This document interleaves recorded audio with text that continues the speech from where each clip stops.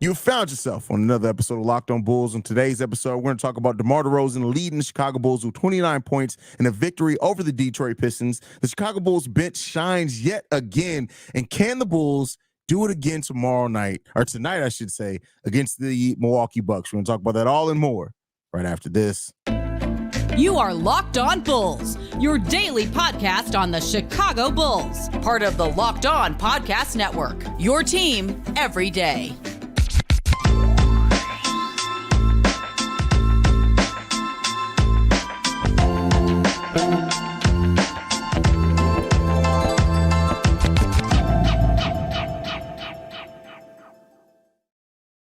Thank you for tuning in to Locked On Bulls, member of the Locked On Podcast Network, where it's your team every single day.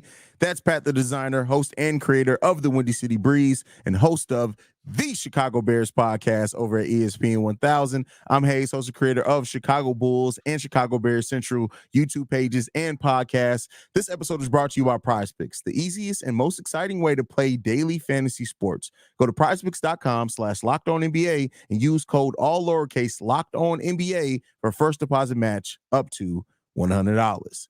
Pat, we get to come talk about a dub. The Chicago Bulls get a dub over the Detroit Pistons. This was a tale of two halves, really, led by DeMar DeRozan with 29 points in this game, going 11 of 19 in this game. But the Bulls started off this game like most games start off with the Chicago Bulls, looking like crap, getting their butts kicked. They lose that first quarter 31-22, come back, win the second quarter 33-19, play much better branded defense and everything overall after that point. What do you think about DeMar DeRozan leading the way? I thought DeMar did a good job offensively getting it going. I mean, it's DeMar to me in tonight's game did one of the things that we've seen DeMar do very, very, very, very few times. We probably can count the amount of times on one hand we've seen him do it. 4 blocks. He played defense for 4 quarters. Yeah. Like I literally watched DeMar DeRozan, and everybody was in the chat. So I thought you said DeMar didn't play defense. I was like, no, I said DeMar can play defense. He chooses when he wants to. Tonight, he chose to play defense in all 4 quarters, stepping up for Alex Caruso, who was out tonight with that toe injury. Like, I thought that, DeMar's play tonight was excellent. The first quarter, as always, the Bulls in the first quarter, right, out to a very, very slow start, but it was good to see them be able to find a way to, okay, yes, we're out to a slow start, but they're shooting a poor percentage. We're still able to stay in this game. If we can just get somebody going, and in that second quarter, that somebody was DeMar. I mean, in the second quarter alone, right, like that's when you start to see him cook 10 points, 1 for 1 from the 3-point line, 4 for 9 from the field, in as a whole, and he was creating offense everywhere, and he only ended up with 1 assist tonight. But even Stacey King pointed it out. He was actively trying to get guys involved in tonight's game plan. And you could tell that from that second quarter on. So I thought he did a really good job tonight. Yeah, for sure. I love the game that DeMar DeRozan played today. He was back to being that guy when we just needed a bucket. He made it happen, right? And there was, Zach LaVine didn't play terrible this game. He didn't play amazing either. He ends up with 19 points, but it was really DeMar DeRozan. And then coming in that third quarter, I believe, was when Nikola Vucevic really went off as well. And it was good to see Vuce. Maybe it was the fourth quarter with Vuce, but it was just good to see this team have not only, players step up when needed, but to see kind of, and maybe that was a chip off DeMar's shoulder as well. Like, it's been a rough season to start for DeMar, and DeMar's done some good things in some other games, right? It hasn't been all terrible, but this is one of the first games where it felt like DeMar brought it kind of all together, and it was good to see that. Yeah, and I think here's the thing. When one of them do it, the rest of the team follows, and that's been consistent the entire time. Just like when one of these guys steps up and says, you know what, tonight's going to be the night where I'm going to take on the mantle of turning defense into offense. I feel like I'm redundant at this point saying it, but the Chicago Bulls have been a good defensive team in just about every game, and they've had good defensive moments in just about every game this season. Maybe that Denver game, you can kind of say they got cooked a little bit defensively, but for the most part, the Chicago Bulls defense has absolutely looked like, okay, this is a defense that if you don't go for 4, 5, 6 minute stretches without scoring a bucket, should be able to go out there and be able to win basketball games. It's good to, and now granted, we did this versus the 2-8 Pistons. I'm not lauding this as the end all be all, but it's a start of something where we've seen it be the one part versus the Phoenix Suns versus the top teams in the league, right? The Dallas Mavericks, the Indiana Pacers, all teams who are top offenses in the league, but we haven't seen the Bulls be able to check that box consistently on the offensive end. It was good to see them be able to go out there tonight. And DeMar was the one that, to me, was the catalyst in the beginning. The toughest part of this and the biggest question is, are we going to get this every night? This is probably one of 5 performances we've seen like this from DeMar DeRozan since he's been here. Yeah. I mean, facts. And so, and that's the thing. You want somebody who's always going to be able to step up. Does it have to be DeMar doing this every single night? No, but you want to see games of it. And as well, we got to talk about Vooch played a really good brand of defense in the second half of this game as well. It's almost like he realized, wait a second, Jalen Duren isn't in this game. I could probably dominate some of these mugs. And so he played a much better brand too. But yeah, Marvin Bagley just bro. It's so weird to see Marvin Bagley and James Wiseman and just go ill. Bro. It sucks, man. Remember when people were saying they both number 1 overall picks? Was Bagley later? No, Bagley wasn't the number 1 overall pick because Bagley got was top drafted 5 for sure. Yeah, it's probably top 5. He got drafted by the Sacramento Kings, and I remember. I think he was. Was he? He was over. Is that Luka draft? Probably. That's Luka's draft. They drafted him over Luka and Trey. Yeah, 2nd overall. Because Vlade had beef with his pops in the old country. That's crazy. That's literally why. No, I know that's facts. This is crazy to think you missed out on a franchise level player because of generational beef. That's crazy, bro. Like generational beef. Hey, what side are you on with that? Right? Because on one side, right, hey, you beef with me, you beef forever. I'm not gonna lie to you. But on the other side, right now, if I was the GM of the Chicago Bears and Brett Favre's son was on the board, I'm not drafting him. I don't care. There's no way. There's no way. I mean, that could also come with lawsuits. That's a whole different thing, though. But like, yeah, I mean, like, I think the craziest part is, right, like, you didn't draft Luka, you didn't draft Trey. How many people in that draft that are better, leaps and bounds better than Marvin Bagley? A lot. That was a loaded draft. I saw a list of players that went after Patrick Williams that have had better careers so far. So we can't talk too much, bro. Because listen, I didn't. This is not an apples to orange comparison. Yeah, I mean, this is the point was 2-8 Pistons. There we go. There you go. 2-8 Pistons. And you know what? The Bulls have a lot of home cooking here lately. We go out. We're going to take a bus out to Milwaukee. We're going to take a bus back the same day. They'll sleep in their own beds. We have 2 games against the Orlando Magic, 2 games against the Miami Heat, all at home. So this is an important stretch for the Bulls, and I'm glad that they got the dub, right? I know everybody's going to say, or not everybody, some people are going to say, are we really celebrating the win against the 2-8 Pistons? Here's what I'll say, though. Had the Bulls lost this game, you dang sure would have used that to say this is more reason why we should blow it up. So I'd rather talk about a dub than an L. So no. 100%. And there's no reason to not praise them for what we saw tonight. Yeah. The question and the issue that Bulls fans should have with it is this sustainable? Is this something that can continue to be done game in and game out? Can you do this tomorrow versus the Milwaukee Bucks? We'll talk about that as well. But like, that's the real conversation, because the Chicago Bulls have been an elite defense versus elite offenses. It's not that they're just doing this versus the Pistons. And I know they end up losing to the Pistons the last game out there. That's one of their two wins on the season, right? But the Bulls versus the Mavs, who were the number 1 offense in the NBA, they end up losing that game, but it was a good game. We end up beating the Pacers, right? Ain't that one of our wins? We end up beating the Pacers, who was the number 1 offense in the NBA at the time that we beat them. And they've been an offense that's continued to roll. The defensive side of the basketball, we feel good about. The question is, and the question mark that has been, is how do the Bulls wake this offense up consistently? Well, see, even that with the defense is, we've seen great runs, but the defense also has been up and down. It's been more up than down, but it still has had its times as well. I can deal with that though in the modern NBA though. Yeah, for sure. I just wanted to make sure that we did point out, like, the defense. I mean, you still rank towards the bottom of the league as far as defensive efficiency right now, but with the way that they play, you can see that easily going up. And a lot of the things that we did today were sustainable as well. Like, and we'll talk about that in the last segment of the day. Like, the Bulls right now are one of the best teams as far as first and turnovers and getting points off turnovers, and that's something that I definitely feel is sustainable, and we'll see if we can continue to do that. But outside of that, before we end the segment, Pat, I want to throw it to you. How did you feel about the night of Zach LaVine? Like I said, it wasn't a great night, but it wasn't an absolutely terrible night. I feel like he hit some big buckets when we needed him as well. Finishes the game with 19 points. But how'd you feel about the night from Pat? I mean, not Pat, from Zach LaVine. I think Zach LaVine did exactly what I wanted Zach LaVine to do tonight. It's not my night shooting the basketball. He was 6 for 14 in total. He was 1 for 6 from the 3-point line. So what am I going to do? I'm going to get to the bucket. I'm going to get to the free throw line, and I'm going to play defense on the other end. Again, on the defensive end. That's where a lot of times we've looked at Zach LaVine and just been like, hey, bro, like, you can't suck at everything tonight. And tonight was one of those nights where, yeah, he got 19 points, but we know Zach can put up 20 to 25 points in his sleep if he's just chucking up shots. This felt like more of a system game. This felt like, okay, I'm going to help on the other end. I thought he did a really good job switching off on Cade Cunningham in a couple of moments that he was playing him as well. Like, I really liked what I saw from Zach LaVine, the teammate tonight, versus Zach LaVine needing to be the number one scorer tonight, because on a team like this, you shouldn't need to be the number one scorer every night. You shouldn't need to put up 30 points a game every night. Guess what? Jaylen Brown don't put up 30 points a game a night.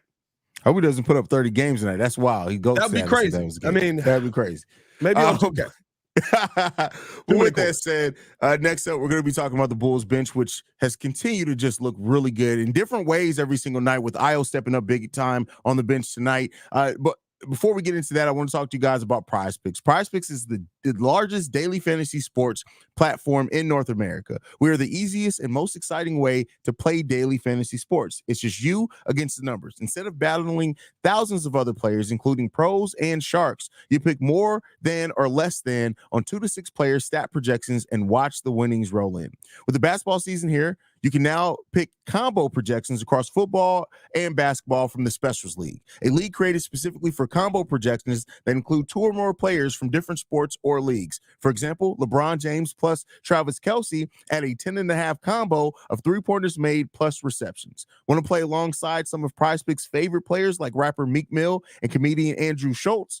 You can now find community plays under the promos tab of the app to view entries from some of the biggest names in the PrizePicks community each week. So go to prizepicks.com/LockedOnNBA and use code LockedOnNBA for a first deposit match up to $100. That's prizepicks.com/LockedOnNBA and use the code LockedOnNBA for a first deposit match up to $100. All right, Pat, the bench from the Chicago Bulls. And keep in mind, missing Alex Caruso in this game, and with us missing Alex Caruso, Ayo Dosunmu had to step into a larger role, playing 27 minutes today, leading the bench with 13 points. Him and Andre Drummond, double-digit scores off the bench with 13 and 11 points, respectively. Drum had a double-double with an assist and 2 steals in only 15 minutes. How'd you feel about the performance of the bench unit today? Ayo Dosunmu, to me, is taking advantage of his moments.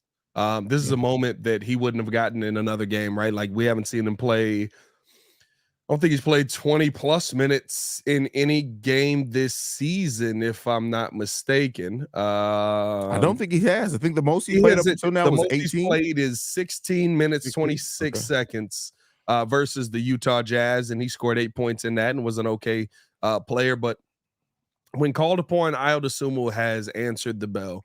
And it really, the crazy thing is, right, like, it feels like AK went out and wanted to get these guys who could do everything, can be a point guard, a small forward, a shooting guard, play positionless basketball. But then you see Ayo Dosunmu and you're like, okay, when we put him in the starting lineup and we're like, you're a point guard, he couldn't do it. But seeing him be able to come in and kind of just be whatever the team needs him to be at that moment, now all of a sudden we're getting that Ayo Dosunmu that I think most of Chicago fell in love back again in these games. I mean, he was elite offensively, 6 for 7. I will say this, all the layups were contested. Those are usually the ones he hits. The wide open ones are the ones we have issues with. He hasn't been having that as much this season. He hasn't. He's actually played a lot better this year, but we've also seen him more limited this year as well. But I think the open 3-point shots, he's been a lot more confident with. Didn't knock one down today, but we've seen him be a lot better, a lot more consistent from that 3-point line. I think he's attacked the rim well, and he's using his size and his length well as best he can. And then all of a sudden, defensively, the Ayo that we all fell in love with looks to be back. 3 steals tonight for Ayo Dosunmu, and every one of them was literally a let me get that up off your pockets real quick type of steal. And I love that from Mayo. I thought that it was a great night for him. And as far as Andre Drummond goes, I mean, drum is drum. Like this is literally my expectation. Like I'm not impressed by it because this is who he's been his entire career. He's just only playing 15 minutes now, and so he's not getting the 20 points that he used to get. But I love seeing this from him. 15 minutes, 11 points, 13 rebounds, and every time he was on the court, you felt his presence out there. So that's what you want to see from your bench. Yeah, I mean, listen, Andre Drummond played well. Javon Carter and Patrick Williams had cold nights from the field, but I think they both did some things defensively in this game as well. Patrick Williams was playing aggressive, trying to get to the rim more, and I like the fact that he did get 6 free throw attempts out of it. But you know, we need to see better from P. Will. But it was just good to see a bench that came in active. They understood what they needed to do. They really helped change the tone that was set in that first quarter when we were getting our butts kicked. So it was good to see that also. And I also think that this bench unit is just finding their rhythm together, and it's starting to get to the point where the sum is greater than the individual parts. And that is when, as a bench unit, if you can start getting to that area, is where you can start unlocking some special things, I think. When do is this going to happen at the contract where we change our mind on what Patrick Williams will be or expect him to be?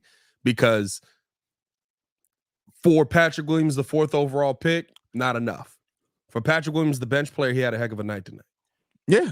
I think as a bench player, I get it, 0 for 2, but as a bench player, got to the free throw line a ton, played some really good defense, got a nice steal, got a blocked shot as well. Like, he did what I would want a guy to do in 19 minutes is coming off the bench. I would like to see more offense, but like, as Patrick Williams, the bench player, I'm okay with what I saw from him tonight. Yeah, and that may be what it's just going to be when it comes to that. Like, at this point, I'm evaluating Patrick Williams' game and how he's performing in that game. I'm no longer looking at Patrick Williams as the 4th overall pick and all this expectation and how we want to see Patrick Williams reach the ceiling and take this leap. Because at the end of the day, like, if it's going to happen, I'd rather be surprised by it. My expectations on that right now aren't. You go out there, you play with some energy, you do some things to help your team win, and let the contract fall where it's going to be. He's not going to get paid the huge amount of money that was rumored. There's no way in heck that comes from not even just the Bulls, but from any team looking at what P. Will is right now. Hey, so, like I said, he's not even going to get the $20 million that I was okay. He may not get the $11 million Kobe White got. Like, that may not be what it's going to be. And if that's the case, that's on P. Will to go out there and outperform that contract. But as far as me, and my family, I stand for my family. What I'm saying on that is that for the family, in my household, is that we're just looking at P. Will and saying, "Hey, go out there, do some positive things, play well, and we'll see what it's going to be." No, that's such a great way to explain it. As far as me and my household, he's a guy like it, and listen, he's heading straight for that Unalot Bidham contract. So shout out to that, I guess, but. P. Will off of the bench as a bench player, I thought he did some good things tonight. And you know what? We got to give, I don't know if we gave enough of it to enough praise, I should say, because that was about to be crazy right there. But that was about to be insane. But the job that Kobe White and Ayo Dosunmu have done on the floor together, that was a really nice run there in the third quarter. Where they started kind of like Kobe started to get, was that third quarter when Kobe started scoring? I think so. Which we didn't talk enough either about Kobe's night, because Kobe had a solid game throughout the game with 16.7 assists, 2 steals as well, and only 1 turnover from Kobe White tonight. So there was that 3-minute stretch. I was out there about 3 minutes of the third quarter with Kobe White, and that was really the stretch where you started to see Kobe just like boom. I'm going off. We're knocking down shots. That's where he's mixed up Alec Burks. Alec Burks had no idea what was going on the other side. He just was like, please, why am I facing the wrong direction and there's nobody here for me to guard? So I thought that was fun, but I thought that was a really good stretch for that combination. And here's the tough part, right? Like, in my mind, I'm sitting here, and I know we're not talking trades and stuff like that on this episode, but like in my mind, I'm sitting here and I'm like, all right, so if somebody do get moved, this is a combination we're going to see. What does it look like? Well, remember, before Io had to step into the starting point guard role, him and Kobe started developing a little bit of a chemistry that first year when Lonzo was still here. And so I'm not surprised to see that start coming back around now.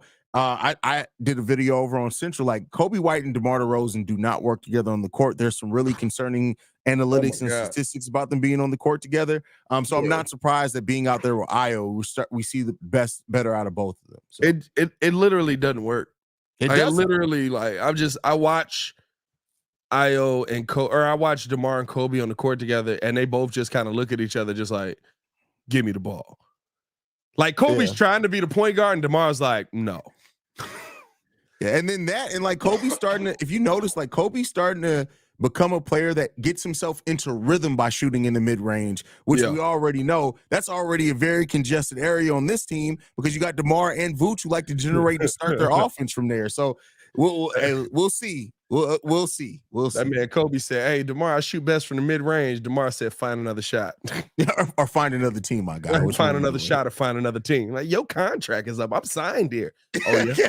Hey, that would be a heck of a thing to say. Hey, I'm here for 3 years. We don't know if you're gonna be here past the trade deadline, my guy. Probably not. I ain't gonna lie to you. It's not looking good. They said they far apart on numbers and years, bro. That means you don't have a deal in place. That's what that means.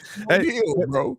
Hey, bro. When they said that, I was sitting there like, that's that same thing Koo said about Sadiq Bey, bro. Be like, that man can't play 1 through 4 and can't shoot the basketball. That's exactly what they said. We're far apart on years and money, but outside of that, we're real close on a contract. Yeah. So that's what does all that the mean? details to a contract. Exactly. Hey, man, you got nothing. You got nothing. That's what you got. You got nothing in one hand and crap in the other. But before we get into this final topic where we got to talk about, can they do it against the Bucks? We're talking about the Bulls going out there and winning. I don't know why. That felt wrong. That felt a little weird. Felt a little weird, bro. Can they do it against the Bucks? That was a weird way to put it on the screen. That was worse. We got Let me talk to the listeners real quick here, Haize. Listen, guys, we spent a lot of time together. We should put some background music to this. We spent a lot of time together, you and I, and we get fired up together on the wins, the losses, who starts, who sits. I think we're all on Patrick Williams sitting at this point. And I'm thankful for the connection that we have. And today, I want our chat to be a little more personal. I just learned that you can get a 1-year supply of ED medication. That's right, ladies and gentlemen, ED medication. You realize what that means, right? Bring on extended travel. Bring on the next natural disaster or supply chain issue. You are covered, my friend. You don't have to worry about whether or not you can refill your generics for Cialis, Viagra, or Revitro prescriptions. And this is possible because of our friends over at Jase Medical. Go online right now to jasemedical.com to receive your 12-month supply of your daily medication. Remember to use the promo code LOCKEDON at checkout for a discount as well. A verified customer had this to say about Jase. I'm thankful for this service. Supply chain issues caused me to cut pills in half to have it.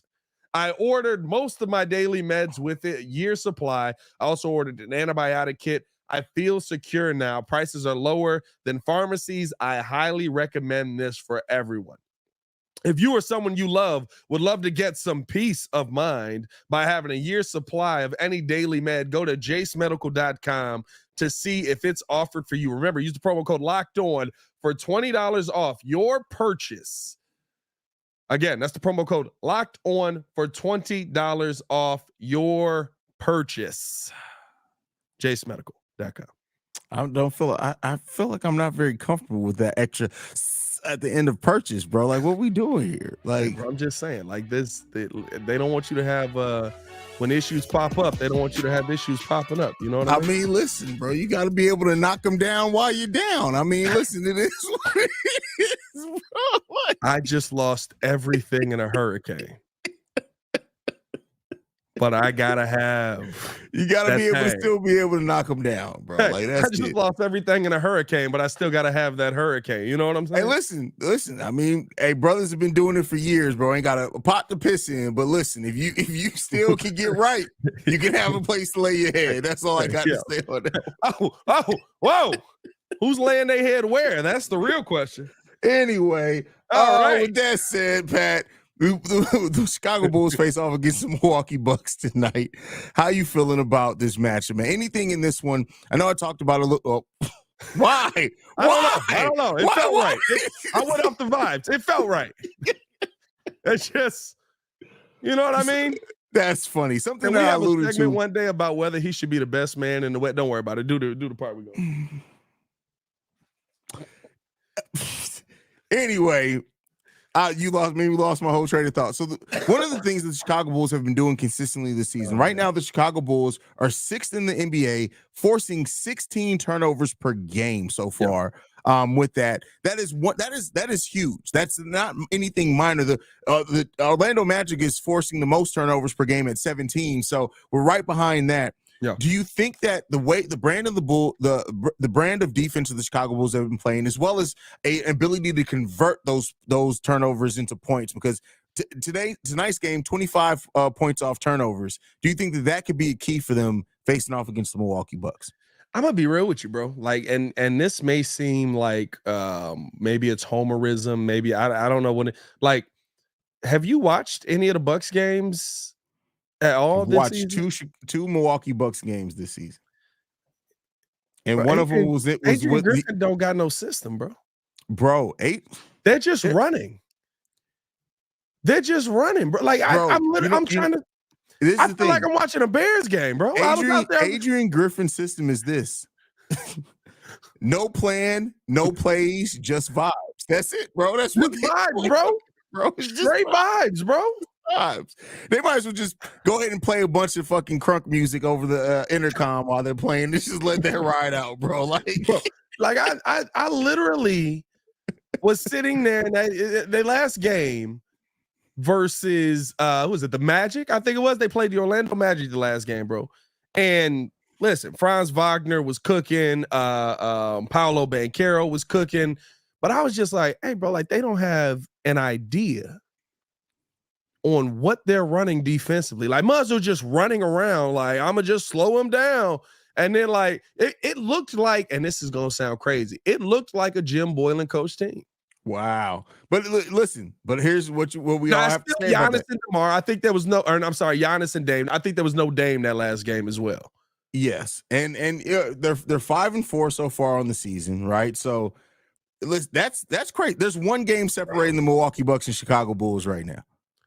Bro, I crazy. Really, and this is why I say this, right? Good players, or I should say great players, can take a bad coach a long way. I still think the Bucks will go a long way. I still think that the Bucks will be able to get into the playoffs. I'm not telling you that this is the downfall of Milwaukee, but when I watch Adrian Griffin, and when I watch this Bucks team go out there and play, I'm just like, they don't have a system. Like, Giannis is just kind of floating around existing on the court. So I do think that the Bulls have a shot at this. I think that their defense will cause some issues. Now, this all depends. I will say this is a game that you have to have Alex Caruso in. If AC is not going to be there tomorrow, that will make things a lot harder for the Chicago Bulls. But agreed. If AC's there and the Bulls can keep this brand of defense up that they've got going, there's so much that's dependent on Damian Lillard being Damian Lillard, which he can be versus this defense. I'm not saying that, but like Giannis is kind of just floating. He's just existing and he's playing well through it because his skill set is just like, I'm bigger than you, I'm quicker than you, and I have better post footwork than you, so I'm gonna get the job done. That's but also the same thing Dwight Howard said. It's crazy. But listen, unless Chris Middleton cooks us, which is entirely possible. That's possible as well. The Bulls might be able to come out of this thing with a win. I'm not going to lie to you. And I do think that they can run back this level of defense that they've played versus the Bucks. Now, the flip side of that is you can't just attack the paint and win this game. You're going to have to shoot some threes and knock some threes down. You're going to have to. Yeah, listen, I think that with Alex Caruso in this game, with the way that the bench is playing right now, I would trust the Bulls bench over the Milwaukee Bucks bench, and that's not even. I'm not even. That's not even but outside of Bobby Porter's. Like I'm not. I don't know. You know what? No, yes, but no, right? So Yes, like, but no? yes, Okay. yes, I would rather have what the Bulls are doing right now than the Milwaukee's Bucks bench, but I would rather have the players that the Bucks have because I think that they're in a system that's not conducive. Pat Connaughton took 1 3-pointer the other day. All he do is shoot threes. What else you got Pat Connaughton on the floor for? Vibes, bro. Everything is vibes, bro. Everything is vibes, bro. That's it. Team is vibes, bro. Like stuff like that, right? Like AJ Green is falling completely out of the rotation. Remember, AJ Green was a nice little player for them last year. Yep. Like vibes, straight vibes, bro. So I would rather have the Pat Connaughton, Jay Crowder, Marjon Beauchamp, Bobby Porter's bench, but I mean, I would rather have what the Bulls are doing right now than what the Bucks are doing. Like it looks bad, bro. Maybe listen, it's early in the season. I'm sure there's something will get figured out. This is always how we start the season. Like these guys suck. And then by All-Star break, we like, they really proved us wrong. They do this every year. Like, yeah, for sure. Plus, how many games has Chris Middleton played for them so far this season? Has he played in all the games? 5. Let me see here. He's played in 7 games. 1, 2, 3, 4, 5, 6, 7. Yeah, 7. Yep. And he's only taking 8 shots per game. That's crazy. He's been the third option. The forehead finally caught up to him. Hey, bro. I mean, like that hairline is crazy, dog. Bro, Chris, you can't even call it a hairline, bro. Like it's. I mean, there's a line there, and there's hair that exists. But the line, the forehead is dominating the hair. It's a forehead line. It's not a hairline. It's a forehead line. That man looked like a TikTok filter, bro. Like it's crazy. Like, all right, it's time to go, bro. Like we comparing grown men out here to TikTok. You're not wrong, though. Bro, you know what I'm saying? You know that filter is like, what would I look like if I had Chris Middleton's hairline? That should be a filter in itself. God. And then you just hate yourself. You know what I mean? That's fair. Let's get up out of here. Hey, man. Follow us on everything at Locked On Bulls. You can follow me on everything at Pat the Designer. Wait, what? Prayers up. That's TBO. He be tripping, bro. Hey, sorry to hear about that hairline. Get well soon. I have my original hairline, my guy. I'm good, I was bro. Gonna say we all got hair out here. Mine ain't combed. We got hairlines here, my guy. I gotta get the cut. Dang, I got like the separated. My hair grown out, bro. I got like the baby hairline going with the. Hey, I'm out here. Hey, bro. Look at you with the B2K lineup. I see you, bro. Let's get up out of here. Follow me on everything at Pat the Designer. I can still knock down your moms, not you. I was about to say, watch yourself. Not you. Watch yourself. That would be crazy. That would be crazy. And Locked On Bulls has ended tonight. Thank you guys so much for tuning in to the final episode of Locked On Bulls because I'm about to kill this motherfucker. I know. We appreciate you guys, man. Make sure you guys are following the show at Locked On Bulls, man. For Pat the Designer, I'm Haize. Did you even get to plug your socials, bro? I don't even know if you did. Yeah, I did the socials. All right, bet. We out of here, man. We love you guys. Good night, Chicago.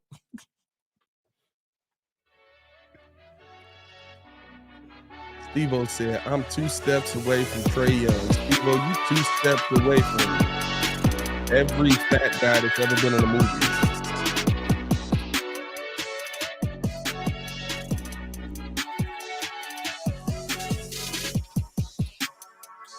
Steve-O, the first model in Dwight Howard's magazine. Hey, Steve-O said, I'm 2 steps away. Steve-O, take 2 steps. You got lay off my homie, bro. That's crazy.